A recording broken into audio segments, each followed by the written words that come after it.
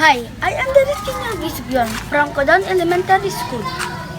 Ang pag-uusapan natin ngayon ay tungkol sa layering. Ano nga ba ang layering? Ang layering ay isang asexual propagation kung saan mas malaki ang tsansa na tumubo ang halaman sapagkat ito ay nakidikit pa sa kanyang mother plant.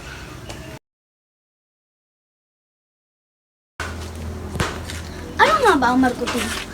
Ang marketing ay isang uri ng pagpaparami ng mga halaman.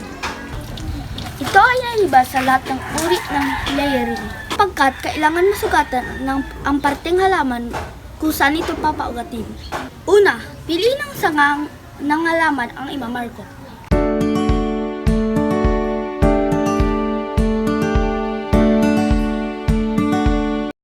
Dapat ang edad ng mother plant na imamarkot ay 1 o higit 2 taon.